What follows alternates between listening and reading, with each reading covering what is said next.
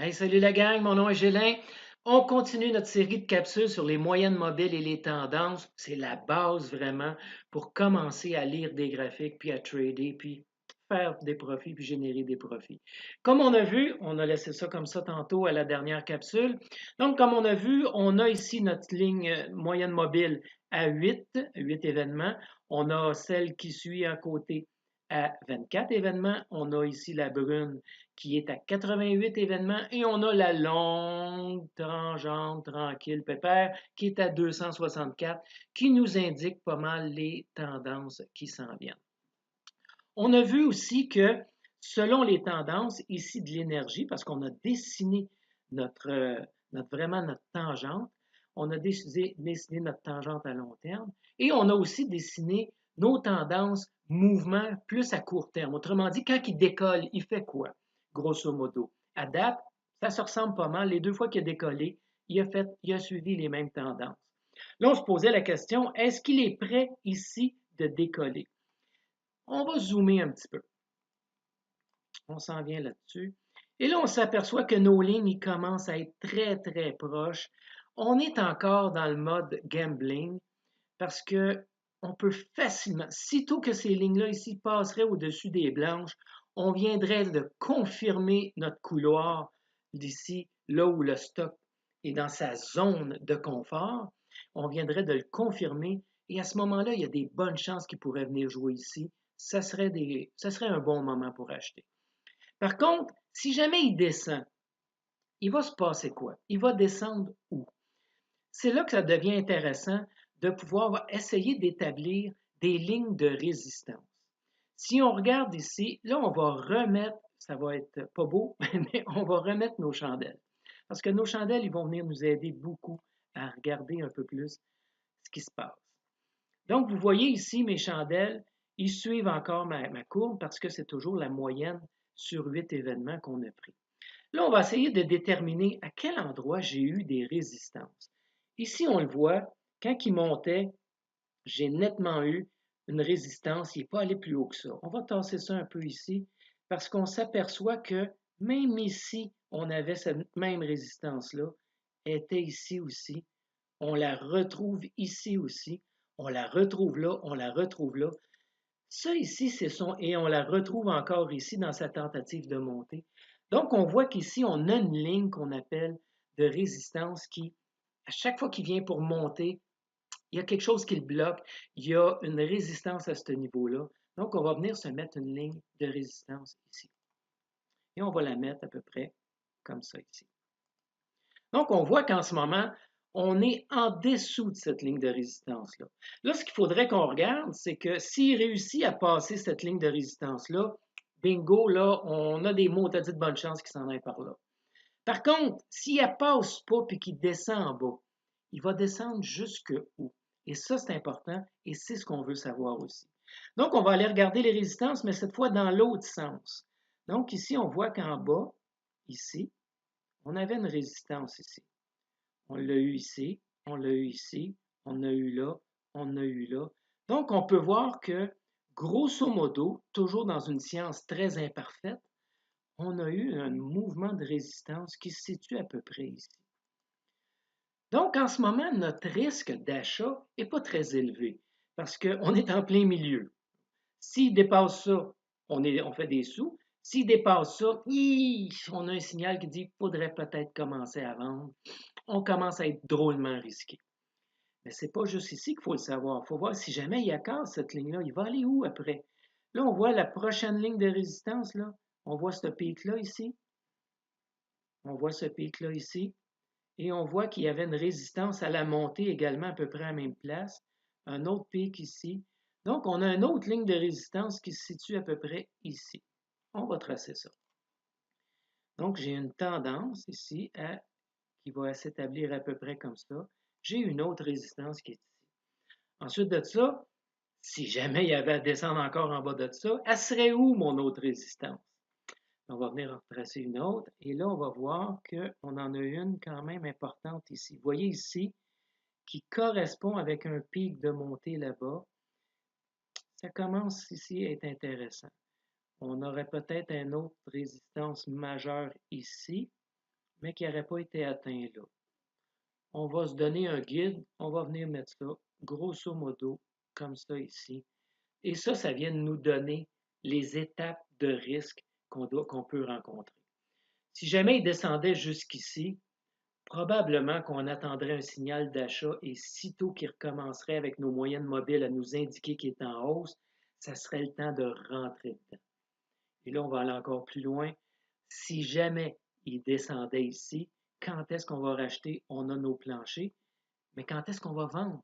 Si jamais il remonte, bien là, on va venir retracer notre ligne de tendance, toujours. On va prendre son plus haut ici et on va prendre son plus haut ici. Et ça va venir nous donner cette courbe-là qui devrait suivre s'il est dans un cycle baissier. S'il est dans un cycle baissier, il devrait toujours venir s'accoter sur cette ligne-là, comme ça ici, jusqu'à ce qu'il la traverse puis qu'il recommence un cycle haussier. Donc, vous voyez, hey, on s'est perdu un peu, hein? On la regarde, on la re-regarde, mais juste ici, à partir du passé, on est capable d'essayer de deviner avec assez de précision qu'est-ce qui va se passer dans le futur.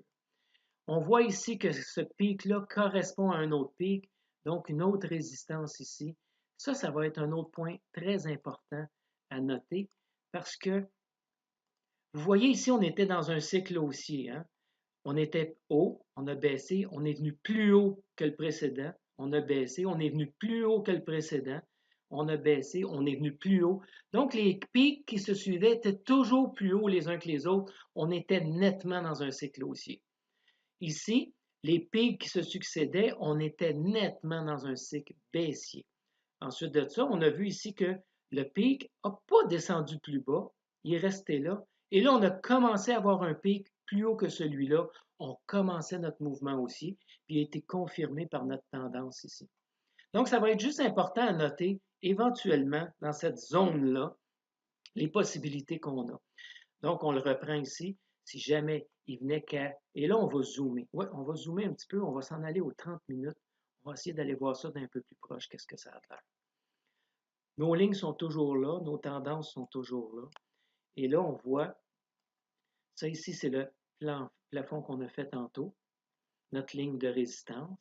Ici, on a vu notre tendance à long terme qui s'en vient ici. Et on a vu nos planchers potentiels. Et là, on zoome encore, on voit qu'on est juste dans un mode d'indécision. On est dans ce qu'on appelle un mouvement de côté, ici, et c'est un mode d'indécision. C'est un mode où il accumule de l'énergie. Maintenant, est-ce que son énergie va partir par en haut et exploser au même rythme qu'on a vu dans les autres? Si je reviens ici, excusez mon ordi pas trop vite. Si on revient ici dans ces tendances-là, qu'on avait ici, on va la copier. Et on va l'amener ici.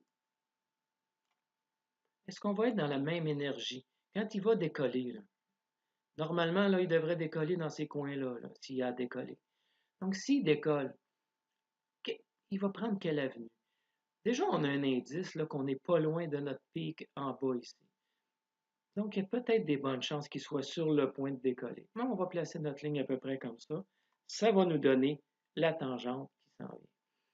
Vous remarquerez aussi, et là, je vais retourner aux 6 heures. Ça s'en vient, voilà. Ça, c'est la grande ligne qu'on a tracée dès le départ et on l'a tracée à partir de notre moyenne mobile numéro 8. On va juste jouer avec un petit peu. Si, au lieu de prendre la moyenne mobile, j'avais pris mes deux pics inférieurs, vous voyez que je serais encore pas mal dedans. Ça voudrait dire ici que je viens d'ouvrir de l'espace à ce qui descende avant de remonter. Donc, je viens d'ouvrir un espace pour qu'il vienne à côté là.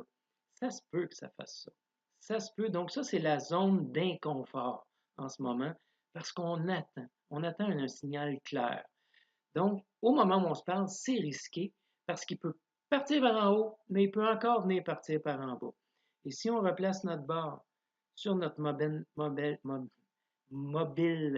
mobile à 8, là, à ce moment-là, on est pas mal dessus avec le pic ici. Je vous dirais que ça va dépendre, encore une fois, c'est vraiment comment vous le sentez puis comment vous allez le vivre. Il y a des stocks, on est obligé, quand je dis des stocks, là, des monnaies, des crypto-monnaies, des fois qu'on va prendre les pics, il y a des fois on va venir s'accoter sur la moyenne mobile, on va prendre les moyennes. Il n'y a pas de science exacte, c'est une moyenne, c'est de l'énergie qui est accumulée dans le stock. Donc, par rapport aux acheteurs et aux vendeurs, je ne veux pas avoir l'air ésotérique encore une fois. Donc, ça nous donne une bonne idée de comment qu'on va tracer des lignes, comment qu'on va utiliser nos moyennes mobiles pour déterminer des enlignements, pour déterminer ensuite des grandes tendances. Et c'est comme ça qu'on va pouvoir en arriver avec ces tendances-là à lire un peu qu'est-ce qui va se passer dans le futur. Ça peut partir là, ça peut partir là. Ici, on est dans un mouvement à côté par en haut. On est dans un mouvement de côté à court terme. C'est de l'indécision. Si on se fie à nos lignes, on aurait tendance à vouloir acheter, mais on attendrait encore que nos moyennes mobiles ici, là, ces deux petites lignes-là, on attendrait qu'ils se rapprochent un peu de ces deux lignes-là. Puis dans un monde idéal, qu'ils les croisent. S'ils les croisaient, on aurait peut-être un signal un peu plus fort d'achat. Mais entre les deux, il y a des gens qui peuvent vouloir faire des sous.